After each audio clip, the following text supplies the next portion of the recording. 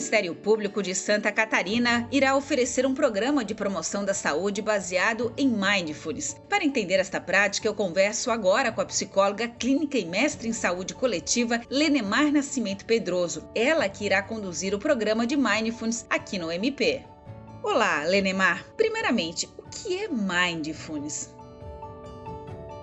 Mindfulness basicamente consiste simplesmente em observar, contemplar e examinar a experiência do momento com abertura, aceitação e especialmente sem julgar a experiência, sem julgar aquilo que vamos observando naquele momento. Ao contrário do que muita gente pensa, Mindfulness não é uma meditação, e sim um estado psicológico que nós podemos treiná-lo. No começo, a melhor definição que eles conseguiram foi meditação. Mas à medida que os estudos foram avançando, os pesquisadores estão percebendo que ele é um estado psicológico que a gente pode treinar para alcançar. A maioria das meditações, elas têm um objetivo. E esse é o diferencial de Mindfulness, porque ele não tem um objetivo de levar você para nenhum lugar. A ideia de Mindfulness é que nós possamos nos dar conta da nossa experiência, do momento presente, sem precisar alterar nada. Por exemplo, se eu começar a fazer a prática de Mindfulness e sentir que estou muito agitada, a minha mente vai e volta, essa é a minha experiência daquele momento. Eu não preciso mudá-la, mas me dar conta do que está acontecendo comigo. E também é diferente de relaxamento, porque Mindfulness não propõe um relaxamento. Ele propõe que a gente entre em contato com a experiência direta que estamos vivendo naquele momento, no nosso corpo, na nossa mente, no ambiente. Então, acaba sendo diferente da meditação, que é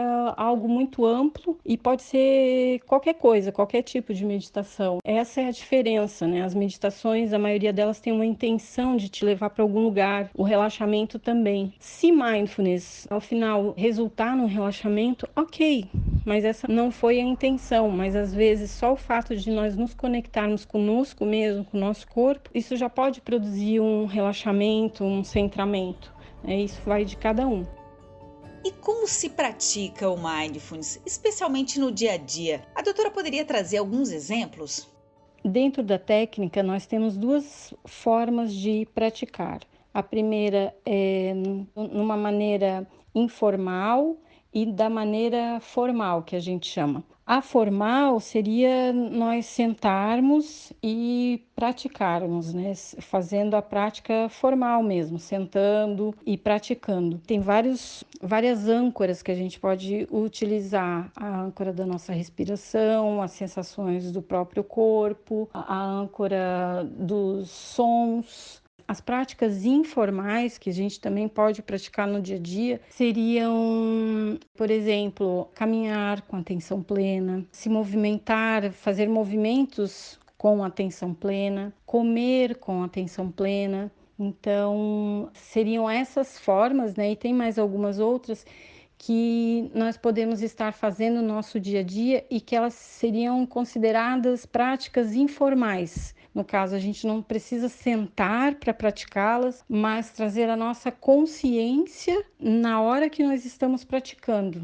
Enfim, assim, trazer a nossa consciência para as coisas que nós estamos fazendo. Para qualquer coisa que a gente que vai fazer no dia a dia, se a gente trouxer a nossa consciência e se perceber também, né, percebendo o próprio corpo, nós já estamos praticando Mindfulness.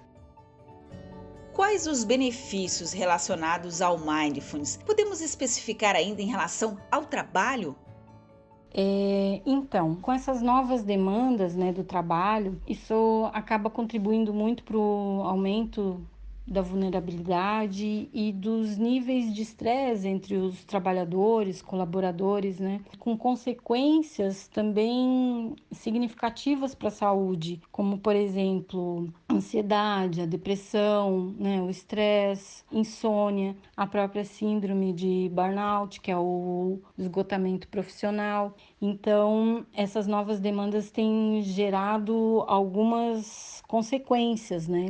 Em relação ao potencial, digamos, o potencial da aplicabilidade de Mindfulness no trabalho é grande, assim. E também é um consenso que essas intervenções em saúde mental, né, utilizando a técnica de mindfulness, se encaixa nessa necessidade de uma nova tecnologia mesmo de cuidado em saúde, né? Acaba reduzindo essas faltas no trabalho. Uma questão importante também é que a pessoa que pratica mindfulness, ela é mais produtiva, ela vai ficando mais produtiva. Por quê? Porque ela fica mais focada naquele trabalho dela, então ela não se distrai com tanta facilidade e ela acaba produzindo mais e melhor. Algo também que é importante de colocar, que os benefícios individuais, né, para as pessoas que praticam, acaba também repercutindo numa queda, até mesmo pela procura dos serviços hospitalares ou pelos cuidados médicos, porque essa pessoa ela começa a ter um contato maior com o próprio corpo, ela começa a ter um contato maior até mesmo com as estruturas dos pensamentos, então acaba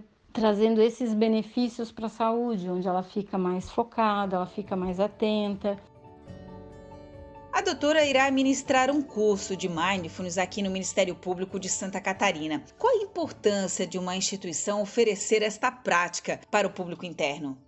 A forma que a nossa sociedade está estruturada não favorece a nossa saúde mental. Tem muita pressão na família, tem pressão no trabalho, tem pressão de todos os lados, né? Então, hoje o nosso autocuidado, ele tá muito distante, sabe? Então, a gente acaba não se cuidando como deveria. O Ministério Público poder oferecer isso para os seus colaboradores, eu acho isso ótimo nesses pontos, né, onde a pessoa pode estar trazendo mais qualidade de vida, onde a pessoa pode estar desacelerando também, e às vezes até se dando conta, né, por que tanta pressa, por que tanta pressão, enfim, eu acho que é uma oportunidade também de estar se relacionando com o outro de outra forma, porque mindfulness também tem uma parte que também explora muito esse olhar compassivo, né, a questão da compaixão, então a gente consegue se colocar mais no lugar do outro. Eu vejo só benefícios nesse aspecto, né? De um grande olhar e uma grande sacada que as pessoas estando, né? Os colaboradores, eles estando bem, estando com saúde, o trabalho deles é outro, né? A satisfação até mesmo do próprio trabalho, ela pode se alterar, ela pode aumentar. Obrigada pela entrevista. Eu conversei com a psicóloga clínica e mestre em saúde coletiva, Lenemar Nascimento Pedroso.